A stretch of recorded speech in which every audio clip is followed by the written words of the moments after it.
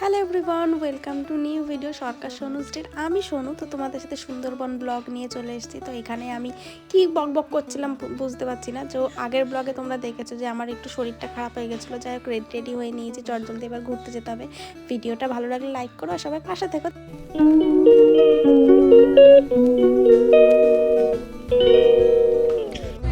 মাছ ভাজা খাচ্ছে, ইনি ললিপপ খাচ্ছে। মাছ ভাজা কি মাছ? আমাদি মাছ ভাজা।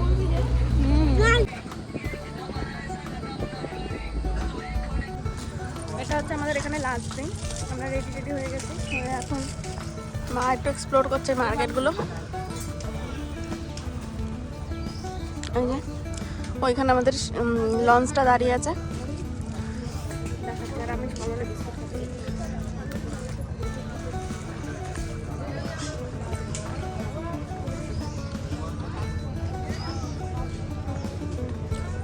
কোথায় যাবা? বাঘের বাচ্চা নাই।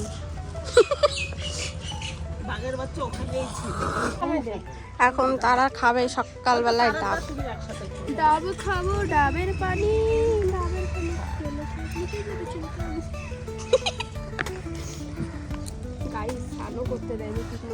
ফোনটা একটু ধরো। ফোন ধরতে পারছিস না? ও শুধু ওরে খাওয়া? একটা দুই তিনজনে আমরা এত করি। Yes, I am so many দরিদ্র। আজকে মা সবকিছুতে আমারে কেমন জানি ব্যবহার করছে। তোমার মা তো সবসময় খারাপ ব্যবহার করে। আমার দিকে তাকা। আজকে মা আমাকে টুনি বলে ডেকেছে। এবার আমি বলছি কাকে ডাকছি, দূর ঘুমাই। তারপর দেখি আমার মাথা এরকম বলছে, তোমাকে ওদিকে মা টুনি বলছে। আমার এতদিন গুড়িয়া বলতো। তার আর একটা উদ্বোধন হয়েছে, আমারও এখানে একটা উদ্বোধন হয়েছে। আমার দিকে তাকা। আমাকে গুড়িয়া বলতো ছোটবেলায়, এখন এই গুড়িয়া হওয়ার পর আমাদের তারা বলতে। আজকে আমাদের কি টুনি ডাকে, টুনি কিছু। আর তুমি আমার সাথে কেমন কুটনামি করলে সেটা বলো। কি কুটনামি করলাম? আমি তো ঘুমায় তো তোমার ছোট মেয়েও ছিল।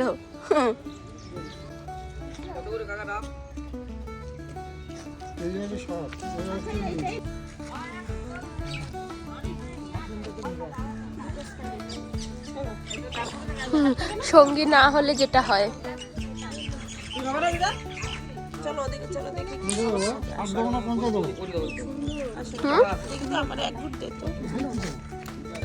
আমার জন্য রাখো। আমার শ্বাস খাবো না। আমার লিপস্টিক লাগে গেছে। দেখা যেত বড় মেয়ে, মা দুষ্ব্যবহার করলো, মার সাথে গিয়ে ভালো ব্যবহার করে। এই যে দুজনের ঝামেলা বেঁধে গেছে। আর কোথায় যাবা মা? এই তুই বড় হয়ে গেছিস। তারা পাচ্ছে না, তাড়াতাড়ি টেনে নি।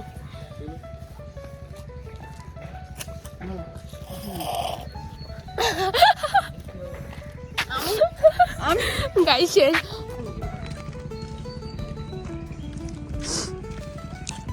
ডাবের পানি। সোনালি দি থাকলে ওই গানটাই গিয়ে। এবার দেখি তোর মতো ভেড়া না ছাগল, দেখ সেম গায়ের কালার।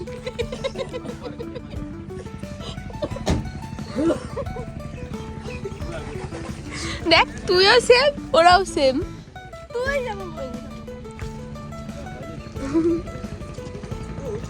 শুধু আমারে সবাই রোস্ট করে, ভালো লাগে না।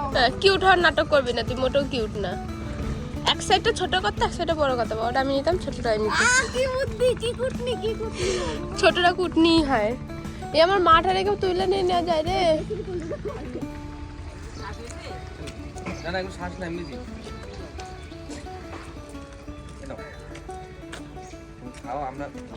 গাইস খুলতে পারবে না আমি জানি। যাক আমি করে দিয়েছি, একটুখানি পজ হয়ে গেছিলো, সেটা আমি করে দিয়েছি। একটা ওই জিনিসটা দিল রে, এই যে তোল, তুলে খাও। কিরকম করে তুলবো, কিরকম করে খাবো?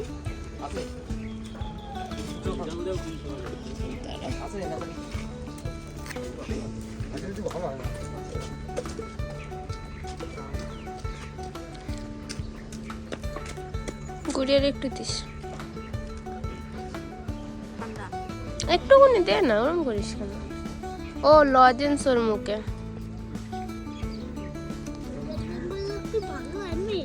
তাই কোথায় পেলি? অদিতদা আমাদের চা দিয়েছে, বিস্কুটও দিয়েছে, কিন্তু বিস্কুট খাইনি। অদিতদার শরীর খারাপ খুব।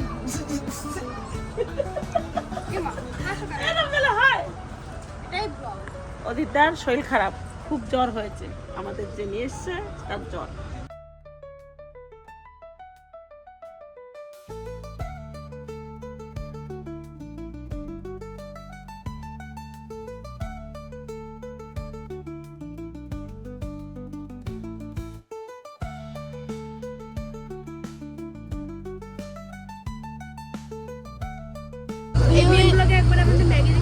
ভিউ এনজয় করতে করতে মা ব্রেকফাস্ট করতে রেডি হয়ে গেছে, এই সরি বসে পড়েছে।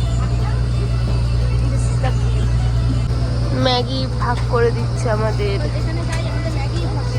হ্যাঁ, এই লুচি খেলে ম্যাগি খাচ্ছি আমরা এখন। ছিল গাইস পাহাড়ে গিয়ে ম্যাগি খাবো, কদিনের মধ্যে যেতাম, কিন্তু চলে আসলাম সুন্দরবনে, পাহাড় নদীর মধ্যে বসে বসে ম্যাগি খাচ্ছি। পাহাড়ে আমাদের যাওয়া হবে না, 1 বছরে 4 বার শুধু আমরা জল দেখি। হ্যাঁ সত্যি, 1 বছরে 4 বার শুধু জলে আসি। এবার আর জল যেতে ইচ্ছে করে পাহাড়ে আসি জলে। টাকা টাকা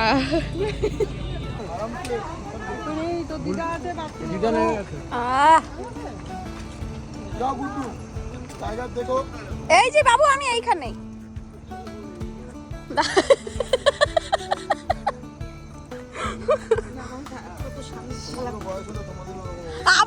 আমি তো কোনো অ্যাডভেঞ্চারই করতে পারবো না, আমি বাড়িতে চুপচাপ। হ্যাঁ, গুড়িয়ার বাচ্চা। আমার মা আগেকার দিনের মানুষ হয়েও এইসব ব্রিজ বা এইসব জায়গা থেকে চলাফেরা করতে যে এত ভয় পায়, সেটা যদি আমি আপনাদের দেখাতে পারতাম তাহলে মানে বোঝাতে পারতাম। যাই হোক, এখানে হচ্ছে আমাদের লাস্ট স্পট এটা। এখানে আমরা ঘুরে টুরে এরপরে বাড়ির জন্য রওনা দিই। বাসন কি নরম হয়ে গেছে। গাইজ আমরা এই যে হেঁটে হেঁটে যাচ্ছি। সব খাচ্ছি, দেখাচ্ছি, জল খাচ্ছি, সেটা কিন্তু দেখা। কিসে খাচ্ছি? গুড়িয়ার বোতলে। এই যে, হ্যাঁ ঠিক বলেছো গো, 2 দিন পর আমরা মার্কেট খুঁজে পেয়েছি।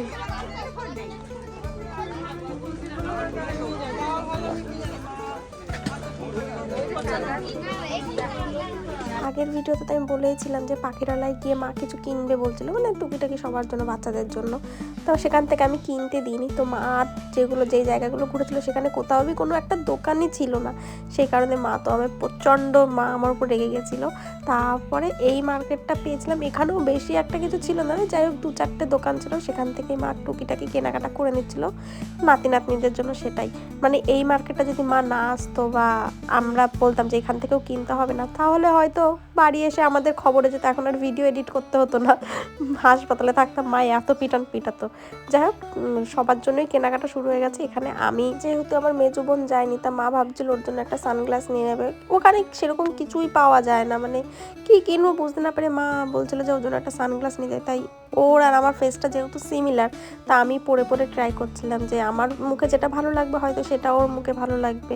তাই হচ্ছে এখানে দেখছিলাম, আর এই ব্লু রিফ্লেকশনটা হচ্ছে কারণ কি উপরে সব চট না কি বলে সেগুলো দেওয়া, তাবু দেওয়া ছিল, সেই কারণে। আর এই সানগ্লাসটা না আমার খুব পছন্দ হয়েছিল, কিন্তু আমি খুব কনফিউজ ছিলাম যে আমি ভালো লাগছে কি লাগছে না। তারপরে না আমরা ওই কেনাকাটায় এত মগ্ন হয়ে যায়, এখানে যে একটা পার্ক টাইপ আছে সেটা আমরা জাস্ট ভুলেই গেছিলাম ঘোরার কথা। যাই হোক, ওই লঞ্চের যারা গাইড ছিল, ট্যুর গাইড, তারা প্রচণ্ড ভালো। সেই দাদাগুলো মানে যতবার আমি বলবো ততবারই কম হবে, প্রচণ্ড পরিমাণে ভালো। এই যে 2টো দাদা ছিল, বাবুকে তো ভীষণ ভালোবাসছিল, মানে ওরা সবসময় বাবুকে গুড্ডু সোনা ময়না করে কথা বলে এত ইসে করছিল। আর এই 2জন দাদার জন্য আমরা এই পার্কটা ঘুরে দেখতে পেরেছিলাম, এবং এখানে সব কিছু আমরা সুন্দরভাবে দেখতে পেরেছিলাম। অবশ্যই মানে আমি মন থেকে এখন ওই দাদাদেরই থ্যাঙ্কস জানাবো, যে তোমরা না থাকলে হয়তো আমরা এই পার্কটা এক্সপ্লোরই করতে পারতাম না। আমরা এখন ময়ূর দেখতে যাচ্ছি, এই ময়ূরের সাথে ওই ময়ূরের সাথে। ময়ূরের পাখনা নেই, ময়ূর শীতকাল না ঝিমাই গেছে। ঠিক আছে ময়ূর, তুমি বসে থাকো, ডিস্টার্ব করি না। এখানে যে একটা পার্ক, আমাদের একটু দেরির জন্য এত সুন্দর জায়গাটা আমরা মিস। আমরা যদি জানতাম তাহলে আমরা এত সময় নিতামই না, জানিস তো। একই জায়গায় আমরা ভাবছি নাই কিছু, ওই জন্য ওরম করছি না, সত্যি।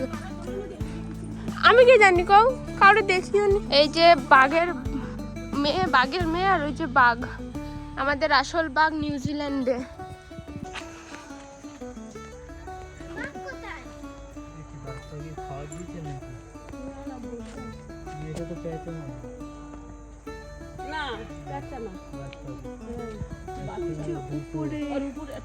নিচে দুটো, উপরে একটা।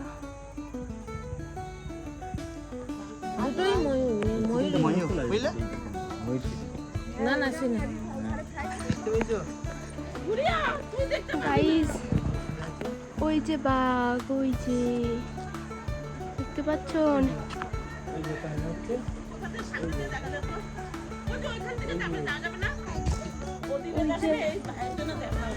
হ্যাঁ দা, থ্যাংক ইউ দা, সত্যি তুমি না থাকলে আমরা দেখতেই পারতাম না বাঘ। ওই যে বাঘ গাইস নড়াচড়া করছে, কি সুন্দর মোটা একটা বাঘ। এ তো পুরো সোনালিদের মতো কুমিরটা। সোনালিদি দেখে না তোর মতো কুমির, তুই তো নাটা। ও গাইস গাইস, বাঘটা হাঁটছে। বাঘটা আমার লোভ লাগছে বাঘটাকে দেখে। একটু যদি জড়াই ধরতে পারতাম আমারই খাইয়ে নিতে হয়। Hi tiger, tiger hi. ও কি দেখতে মাইরি। ও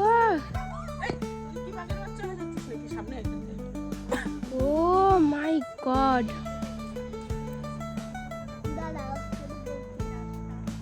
দুটো বাঘ ছিল এখানে।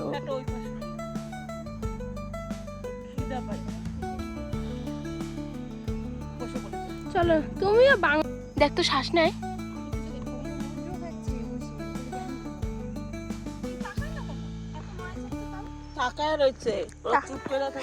শালা দাঁত দেখো।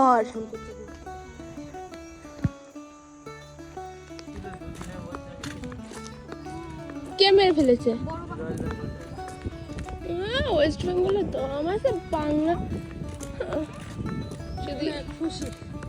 হ্যাঁ দা, অনেক অনেক ধন্যবাদ গো।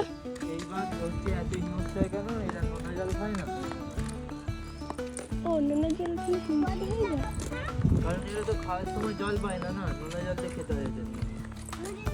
এরা সত্যি কষ্ট জীবনযাপন করে এরা।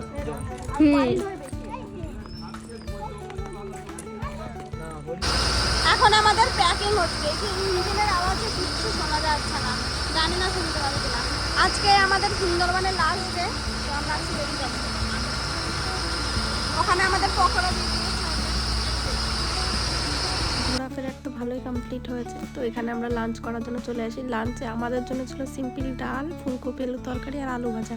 আর মা মানে অন্য যারা ননভেজ খায় তাদের জন্য ছিল মাছ। আমাদের লাঞ্চও কমপ্লিট হয়ে গেছে। তারপর আমরা নিচে চলে এসেছি সব কিছু গোছগাছ করার জন্য। তারপরে ট্যুর গাইড যারা ছিল তারা হচ্ছে বাবুর সাথে সবাই গল্প করতে এসেছিলো, ভীষণ পছন্দ করেছে বাবুকে।